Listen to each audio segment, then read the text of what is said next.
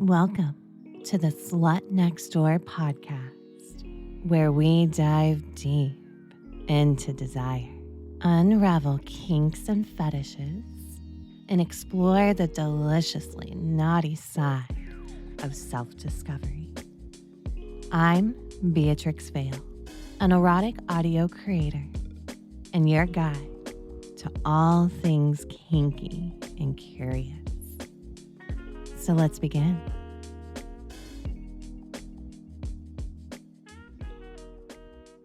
Today, we're going to have a talk about porn music videos, or as people call them, PMVs.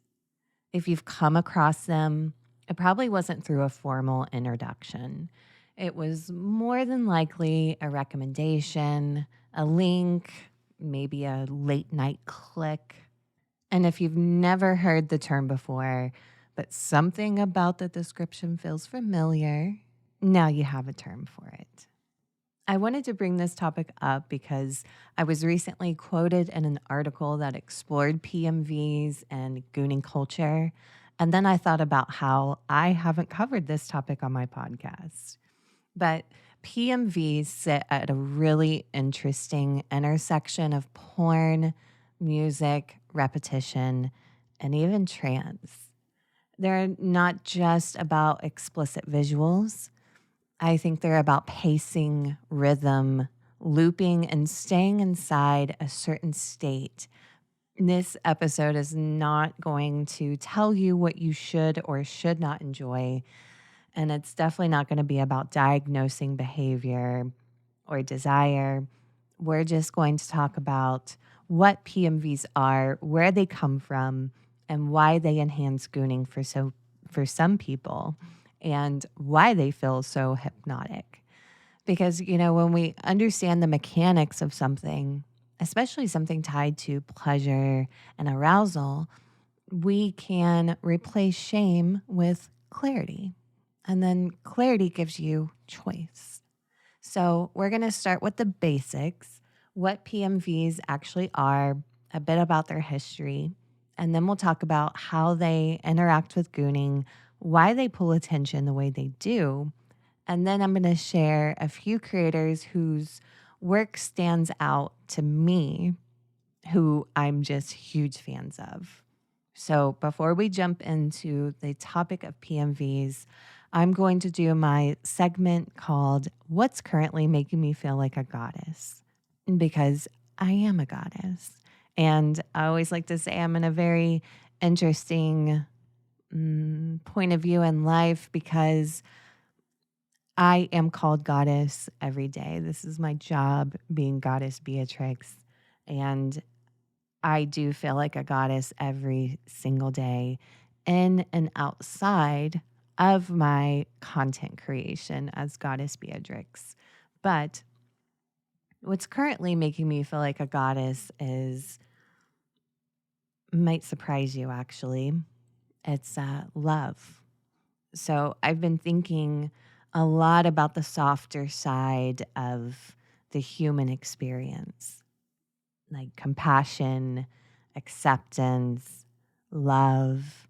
And some people would call this the divine feminine, or really just more feminine energy, because we have masculine energy, we have feminine energy. Even if you're a man, you still have feminine energy. And I'm not talking about being a sissy or anything like that. I'm more talking about, like me. I have some masculine energy. I like to be in control. I like to be the one making decisions. I'll go ahead and say I love making money. These are all masculine. This is masculine energy. And I also have a lot of feminine energy. But recently I've really been thinking a lot about love. And I promise I'm not going to get political. I never want to get political because I understand that people that come to me often are looking to escape the real world. And I love being that for you. I always want to be that for you because I think it's important for us to have a place to go, that is warm and accepting and a little escapism. But I just find this message so, so important. If, and I know a lot of you don't live in the US, so I don't know if this topic came up on your news feed, but here in the US, we had the Super Bowl, and I do not like watching sports at all, but I do love watching the halftime show. And this year, Bad Bunny performed and brought up, I think, just a super important message of love is more powerful than hate. It was a message that was shown on a big screen there in the football stadium. And it just really stirred something in me. It was something that I needed to see, I think, as well, and be reminded of that love is more powerful than hate. And I think what was so special about, and something kind of more quiet, and Bad Bunny's performance is he shows, I think, that you can be a man and still take on some of those more feminine qualities like love. It's okay to be soft. It's okay to not have to take on those like hardcore masculine energy, which is still that type of energy is still important. Like I said, I pull on masculine energy all the time. Um, but I think that's just such a message that's been around for thousands, who knows how many years, that love is just this human emotion that is so important and so powerful. And it's really got me thinking about how I give love to you guys, especially the ones that listen to my more erotic audios.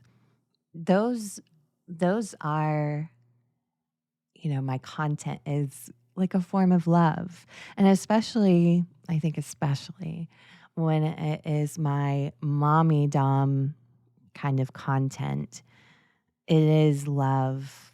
And that it might sound silly because if you were to look at my catalog, some of my files are quite kinky. Some of them are kind of dark, on the darker side of things, but there's still love inside of there. And it truly makes me feel like a goddess to know that I am a voice. I am this energy of, or the source, I guess you could say, of love, that I know that men come to me to feel the love. And it just makes me feel like a goddess. It truly, truly does. So I definitely wanted to talk about that because that's just something that really has been sticking with me the past couple days.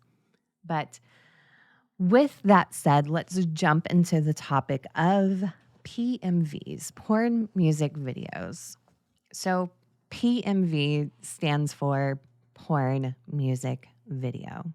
And at its simplest definition, a PMV is just explicit video clips edited together and synced to music. That sounds so basic, but when you do see high quality PMVs, I think you can probably understand that it's not just some gooner that threw his favorite porn clips together. But I think what makes a PMV isn't just that there's music playing in the background. That's definitely not it. I think it's about how tightly everything is paced. The cuts that they do follow the beat, even the visuals, like woman bouncing, follow follow the beat of music. Certain moments are emphasized again and again. And even some PMVs tell a story or give a certain feeling.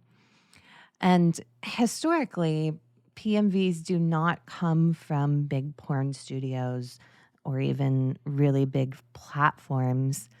They come from fans. They come from normal people, from people experimenting with editing software. They share their files on forums or on tube sites. And what I find interesting too is they're remixing long form content. Well, some of them are. Some of them are using like short form social media content, but I think it also kind of shows how society, we just keep turning to short form video. And here, this is where porn has done the same thing.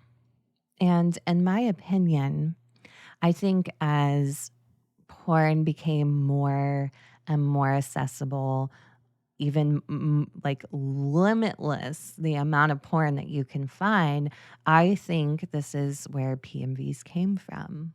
And I think there's a little bit of the way that the internet kind of has widened our world as well.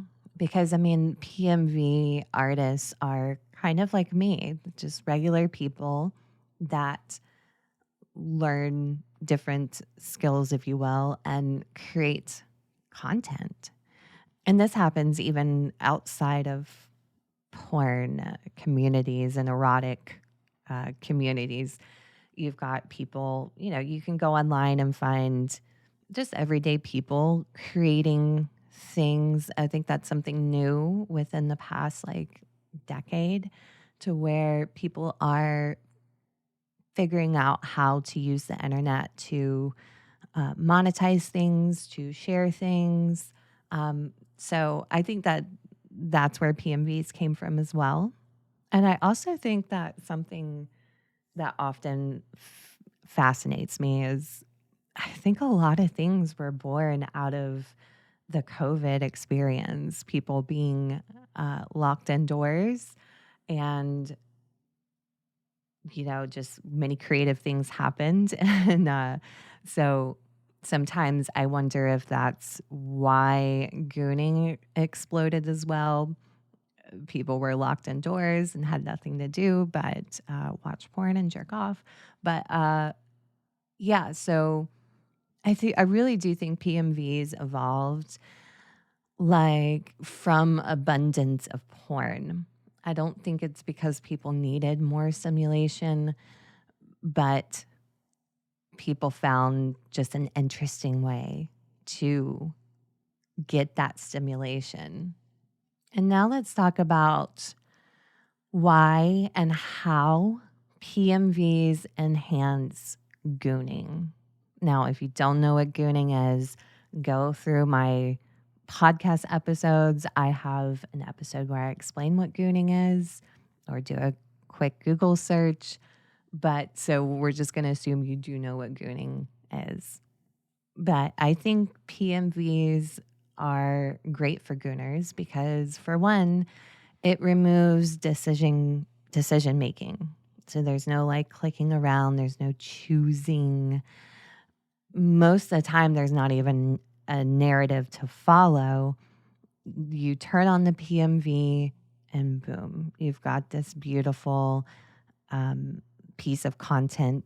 And what's very, very interesting too are PMVs, a lot of them, not all of them, but a lot of them use split screens. So you've got, the view of the video, and there are typically, I've noticed there's three. Like, so imagine the screen split into three. And so you've got one video, but you've got three views playing at the same time.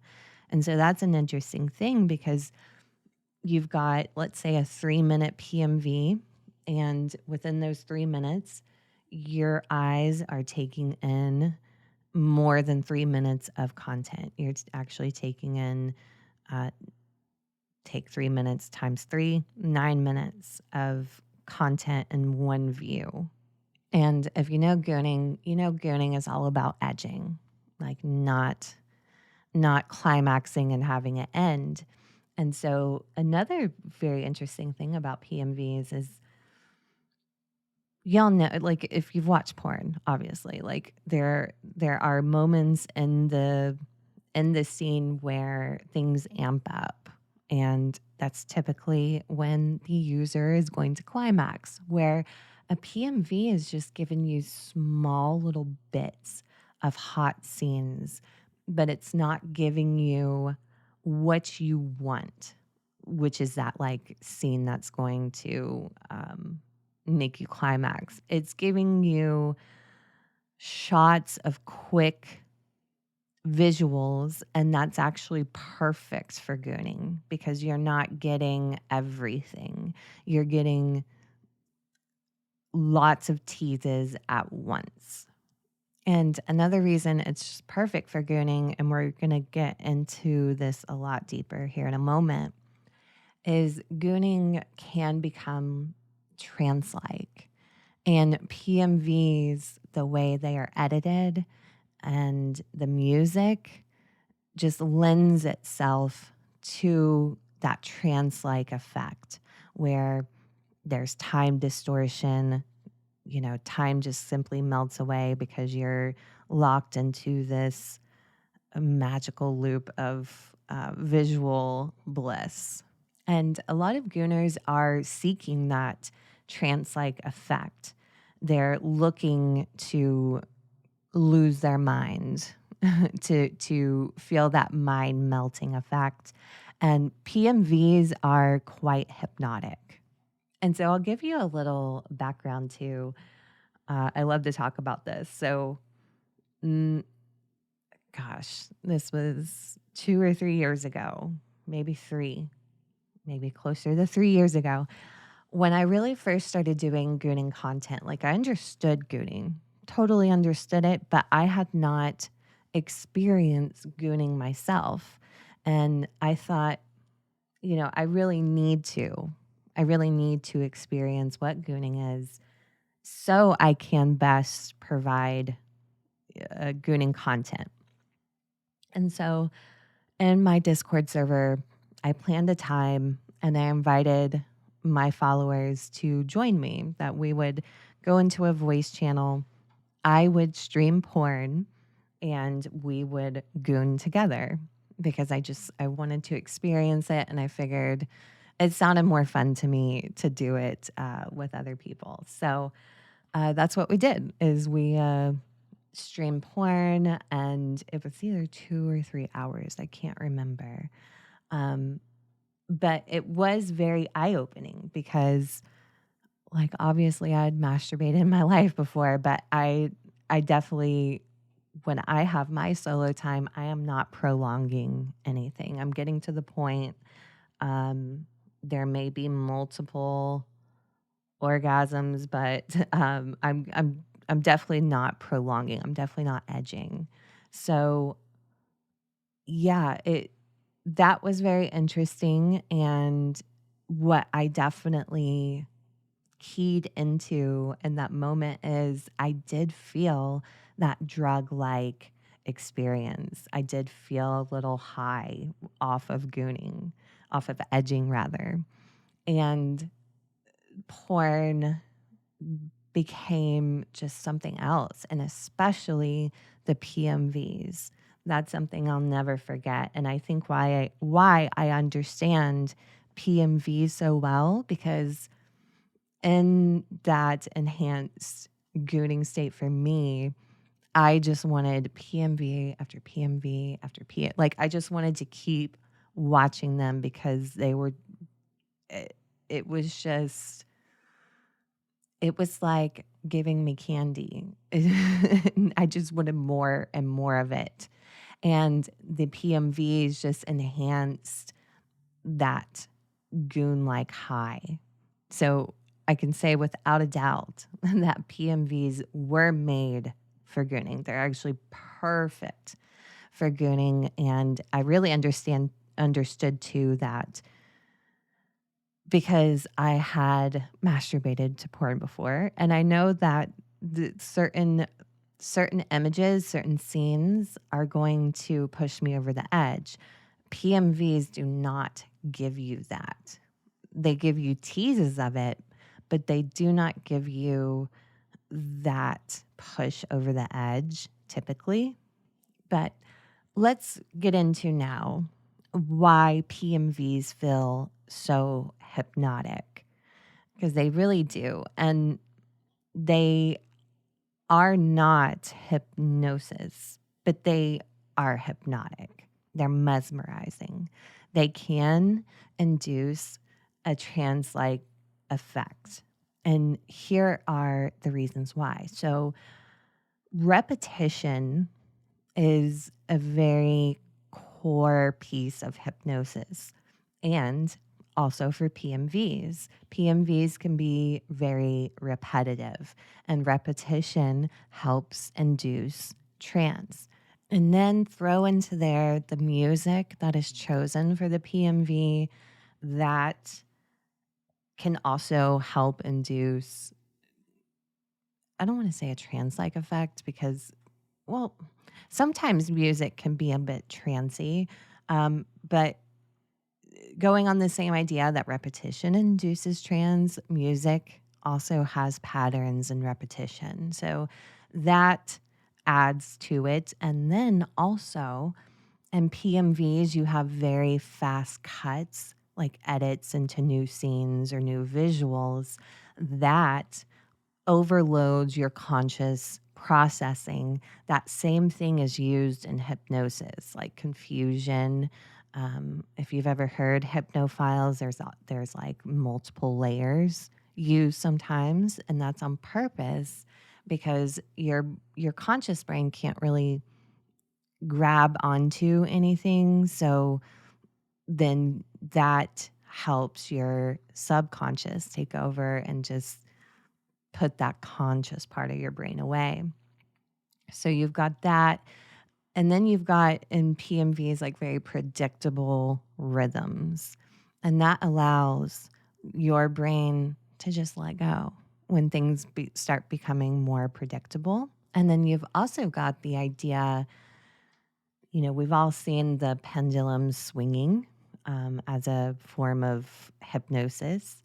When your eye goes back and forth like that, that induces trance.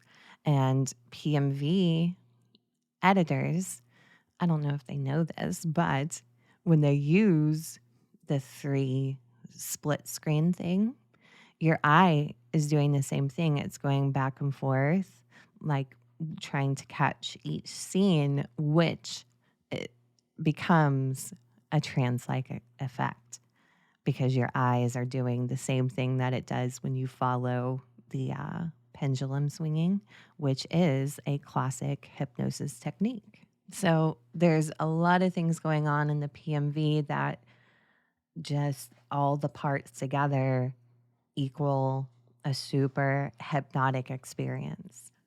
And now I'm going to bring up some of my favorite PMV artists and kind of have fangirl moments here because I do truly appreciate these artists' work. I think they are just so talented.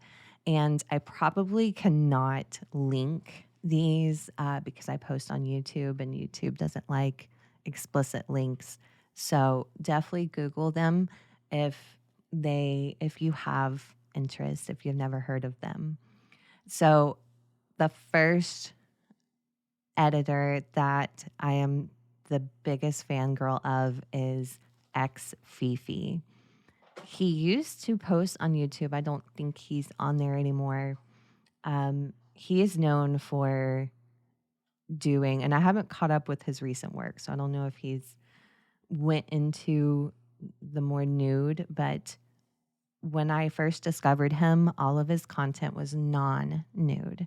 So he's using a lot of social media clips, and he's using a lot of just kind of teasing. So they can, even though they're non-nude, they're still very sexual, very teasing, very seductive. He does such a good job. First of all, his music choices are top notch, in my opinion. He uses the best music, and his edits are so beautiful. They are so beautiful. And when I first saw his work, I it actually alarmed me a little bit because I don't like going into trance. I have control issues, and like his videos, immediately I could feel like I was going into a trance like state. They're so trippy. He is so talented. Highly, he is just my favorite. Um, the next artist I think is just really, in my opinion, from what I've seen, from the research I've done, really jump started the PMV kind of community is Noodle Dude. Highly talented. I mean, the edits he's done are, it's just impressive. For one, the skill that he has is just unmatched, and I personally love the themes that he does. It's very thematic. There's I think it's called Hot Girl Summer or something about summer, where you literally feel like you're watching these girls on social media, like uh vlogging about their summer vacations and then having sex. Like it was so well done. And then another favorite of mine is goth versus e-girl. I mean, just he really tells a story. So does X Fifi. But Noodle Dude, I think, really, really tells a story, and the way he uses color too. I had the pleasure of interviewing him, and he mentioned color, I believe, and like I get super impressed that these guys, the amount of time they must spend collecting the sources, which I laugh because, oh no, they have to watch sexy women dance around and stuff. So I really don't think they mind. But for me, I think about the amount of time spent doing that is just very impressive. Um, but yeah, he's just, I think it's just a pioneer in the PMV world. And something I meant to bring up earlier, I think what I really appreciate that I see PMV artists doing is they are leaving the names of the women that they got the source from. So, like at the end, there's kind of like credits. And personally, if I were a visual artist like on OnlyFans, I would want to be in everyone's PMV because that has to be the best form of promotion because it's free promotion, really. I've been in some of the Gooner communities and they'll be like, oh my gosh, who is that at minute 210? I need to know who is that? Who is that? Like, and so if you have your own kind of OnlyFans or whatever platform you're using, that's the best form of promotion. You've got a lot of eyes on you. And so I really appreciate that that seems to be a trend that they're starting to do is having the credits at the end, naming who the artists are. I think that's really, really cool. Another super talented, I mean, beyond seriously, I watch their PMVs and my mind is blown. They are named Source Girl. And funny story, a few years ago, I went to this online event where people were streaming. So they have something called PMV Games, where every year people submit their PMVs and they get judged to who was the best. And so I attended this online event where people were streaming. I think they were judges. And so they were judging, but also streaming. Um, and I loved it because I got to see these awesome PMVs with a group of people. And I remember sitting there and this one comes on and I'm like, whoa, whoa, whoa, wait a minute. That's my voice. Oh my God. Like it was so weird because Source Girl did not like ask my permission, which I'm totally okay with because they credited me in their PMV. And like I said, free promotion. And I just thought it was so freaking awesome. Like I think it's so cool. I I really was not mad at all. Um, but anyway, they had used one of my audios and made a PMV. Like, and so I got to see this visual representation of this audio I had created, and it was so well done.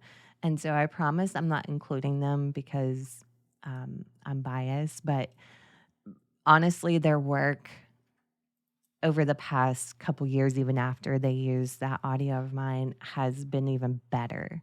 Um, I recently watched one and oh my gosh, it again, it alarmed me of how quickly I fell into a trance. Now, what I like about Source Girl is they do really lean towards kind of the hypnotic element of it. This one particular one uses clicker training, and man, it is top tier PMV. I'm telling top tier. So highly suggest you go check out their work. It'll blow your mind, truly. It'll blow your mind, I promise. And then my last favorite PMV artist, I believe, and I may be wrong, but I believe they don't do it anymore. I hope that's not true, but anyway, PMV HQ is what they go by.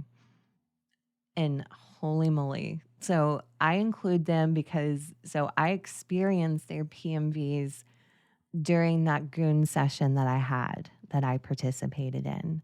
And when I saw their PMVs, when I was gooned out of my mind, whoa, like, whoa.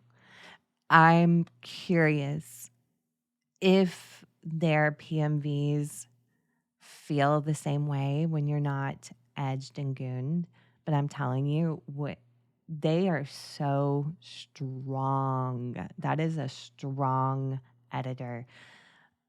What I also appreciated is it was just explicit, raunchy porn. So it was just like it was goon candy in the most decadent way. It's very high impact. The it it just takes porn, their PMVs, it takes porn and somehow makes it 100 times better. I almost don't have words for what I experienced. I'm just going to say, if you're a lover of porn, highly suggest their edits. So, yeah, so that there was my quick little fangirl moment. Love those artists. I am big fans, and I hope they just keep creating just amazing things. So I'm going to stop here for today.